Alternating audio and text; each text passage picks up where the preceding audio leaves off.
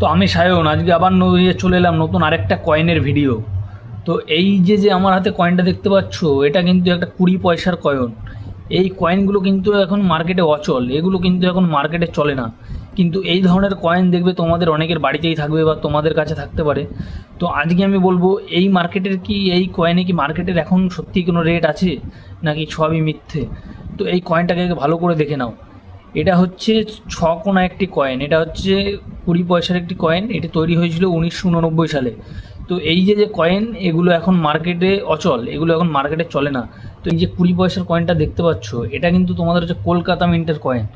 এই কয়েনটা এখন তোমরা মার্কেটে কেমন কী রেট পাবে সেটা তোমাদের বলছি। তার আগে বলি, তোমাদের কাছে কেউ যদি বলে যে কয়েন বা নোট কিছু বিক্রি করতে গেলে টাকা পয়সা লাগবে বা কোনো রেজিস্ট্রেশন ফি লাগবে, সেটা কিন্তু সম্পূর্ণ ফেক কথা, সেটা কিন্তু সম্পূর্ণ মিথ্যে কথা। এই সমস্ত কয়েন বিক্রি করতে বা সেল করতে বা কিনতে কিন্তু কোনো টাকা পয়সা লাগে না। হ্যাঁ, কিনতে গেলে টাকা লাগবে, কিন্তু বিক্রি করতে গেলে কিন্তু টাকা পয়সা কিছু লাগবে না। তো তোমাদের কাছে যদি এরকম কয়েন থাকে আমাকে অবশ্যই বলো, আমি বলে দেবো কোনটার কী রেট আছে, তোমাকে কমেন্ট করে জানাও।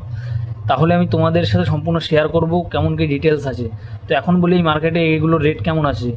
এই কয়েনের মার্কেটে এখন রেট বলতে কিছুই নেই, কারণ এই কয়েনগুলো এখন প্রায় বিলুপ্ত আর অচল। তো এগুলোকে যদি কালেকশন হিসেবে রাখতে চায়, তাও খুব জোর হলে তোমাকে থেকে 2 টাকা থেকে 5 টাকা দেবে, তার থেকে বেশি কেউ এগুলো তো দেবে না। তো এই কয়েনগুলো কিন্তু খুবই কমন একটি কয়েন, কারণ এগুলো প্রচুর পরিমাণে তৈরি হয়েছিল, প্রচুর বাল্কে। তাই জন্য এগুলোর তেমন একটা ভ্যালুও নেই, কিছুও নেই।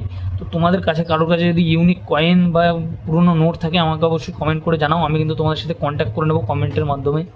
আর আমি তোমাদেরকে বলবো যে তোমরা কেমন কী রেট পেতে পারো। তো কয়েনটা তোমরা ভালো করে দেখে নিলে তো আমাকে অবশ্যই কমেন্ট করে জানিও।